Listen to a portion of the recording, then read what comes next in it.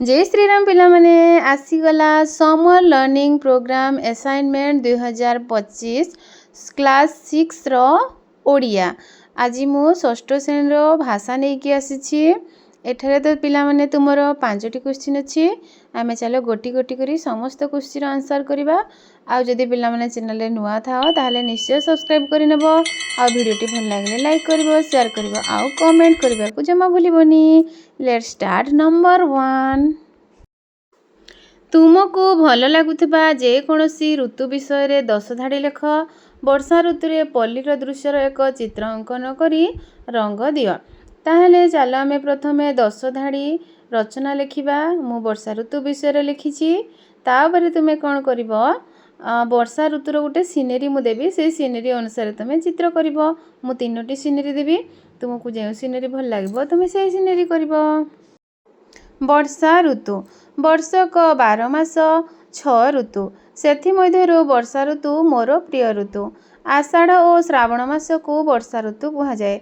असह्य ग्रीष्म ऋतु परे वर्षा ऋतु पृथ्वीवासी एक वरदान सदृश।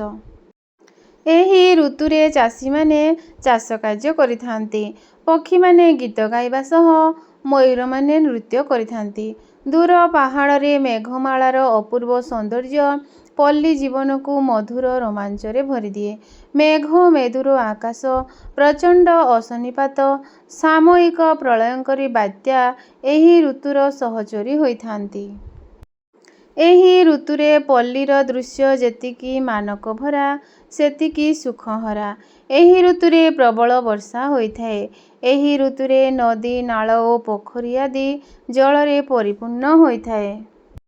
तापरे देख पिला माने वर्षा ऋतुरे पल्लीर दृश्य किपरि देखा जाए। एई भली तुमे ऊपर वर्षा पड़ुथबो आ झियोटिए छता नहीं कि जाउथबो आ घर थिबो गछ थिबो एई भली सिनेरी तुमे चाहिले करि परिबो।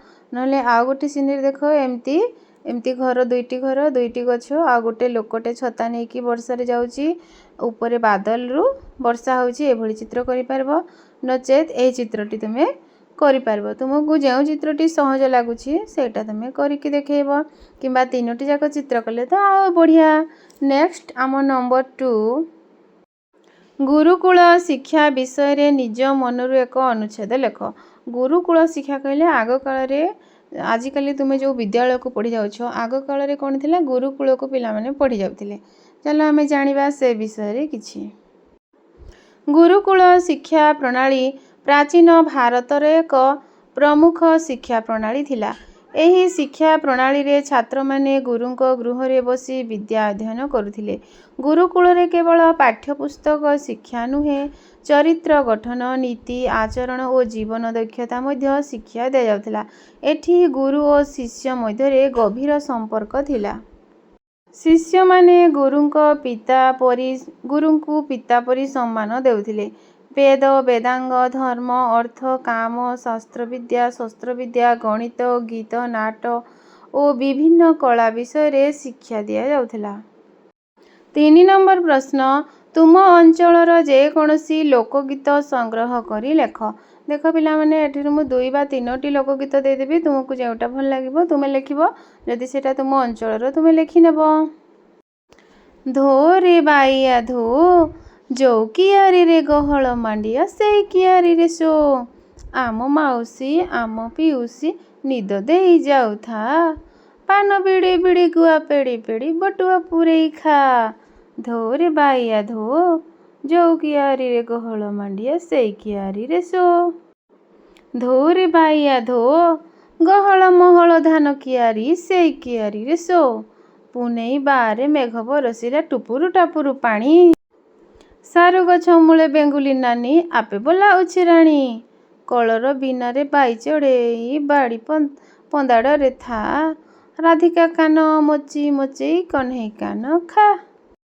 सबु पिला ए तो खेली ओइले रे मो प्रेम सुंदर काहीं झाड़े पशे झाड़ा कोली खाऊची से आंकुड़ी खंड लगाई। निद घर जाऊ रे बाबू निद घर जाऊ जो कियारी रे गहल मांडिया से कियारी रे सौ। सेटा तो 1 नंबर गला। आ गोटे लोकगीत देख पिला माने झूल रे हाथी झूल बा पानी खाई फूल ହାତୀଟି କାଳିଆ ଅସଲ ମେଳିଆ ନ ଜାଣେ ଖାଲ ଖମା। ଗୋପପୁରେ ଥାଇ ଦୁଧସର ଖାଇ ହୋଇଛି ଧୂସର ଧୁମା। ମୋ ହାତୀ ଝୁଲରେ ବା ପାଣି ଖାଇ ଫୁଲରେ। ଝୁଲୁ ହାତୀ ଝୁଲିରେ ଖାଇବୁ ଖଣ୍ଡ ଛାଚି। ହାତୀ ଝୁଲରେ ବା ପାଣି ଖାଇ ଫୁଲରେ। ହାତୀ ଯାଇଥିଲା ନଅର ହାତୀ ମୁଣ୍ଡରେ ମୋ ସୁନା ଚଅଁର। ମୋର ହାତୀ ଧାଇଁ ସେ ଲସର ପସର କିଆ କନ୍ଦା ଖାଇବାକୁ। ମୋର କହ୍ନେଇ ଧାଇଁ ଯେ ଲସର ପସର। 4 ନମ୍ବର ପ୍ରଶ୍ନ, ଏହି ଅକ୍ଷର ଗୁଡ଼ିକ ନେଇ ଶବ୍ଦ ତିଆରି କର। ସ, ସ୍ମ, ମର୍, ସର୍, ଜି, ଭ୍ୟ, ଗ, ର, ଦ, ଅମ୍, ପ, ନିର୍, କ, ଧ, ବ। ତାହେଲେ ଚାଲ ଏହି କ'ଣ ଅକ୍ଷର ଗୁଡ଼ିକୁ ଆମେ ନେଇକି ଶବ୍ଦ ତିଆରି କରିବା। ସ ରେ ସମାଜ, ସ୍ମ ରେ ସ୍ମୃତି, ମ ରେ ମମତା, ସ ରେ ସ୍ପର୍ଶ, ଜି ରେ ନିର୍ଜୀବ, ଭ୍ୟ ରେ ସଭ୍ୟତା, ଗ ରେ ଗଗନ, ର ରେ ରମାକାନ୍ତ, ଦ ରେ ଦରଖାସ୍ତ, ଅ ରେ ଅଭିନେତ୍ରୀ, ମ ପମ୍ପରେ ପାମ୍ପଡ଼, ନି ରେ ନୀତିବାଣୀ, କ ରେ ନର୍କ, ଧ ରେ ଧରିତ୍ରୀ, ବ ରେ ବିଜୁଳି। 5 ନମ୍ବର ପ୍ରଶ୍ନ, ତୁମକୁ ଭଲ ଲାଗୁଥିବା ଗପଟିଏ ପଢ଼ି ସେଥିରୁ ତୁମେ କ'ଣ ଶିଖିଲ ଲେଖ। ମୋର ଗପଟିର ନାମ ହେଉଛି ସତ୍ୟବାଦୀ ରାମ। ଗାଁରେ ଏକ ଛୋଟ ପିଲା ଥିଲା ରାମ।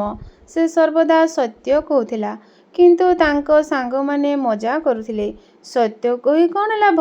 ଗୋଟିଏ ଦିନ ଗାଁକୁ ରାଜା ଆସିଲେ।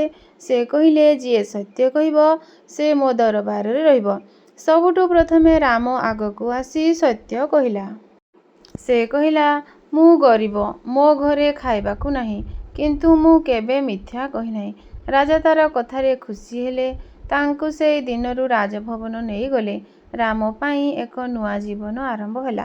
ତୁମେ ପିଲାମାନେ ଚାହିଁଲେ ମିଛୁଆ ରାଧୁଆ ଗପ କହିପାରିବ, କିମ୍ବା ଲୋଭୀ କୁକୁରର ଗପ କହିପାରିବ, କିମ୍ବା କଇଁଛ ଠେକୁଆ ଗପ, କିମ୍ବା ଆଉ ବି ବହୁତ ଗୁଡ଼ିଏ ଗପ ଅଛି। ତୁମେ ସେଇ ଗପ ନେଇକି ତାର ଶୀର୍ଷ ବା ସାରମର୍ମ ଲେଖିପାରିବ।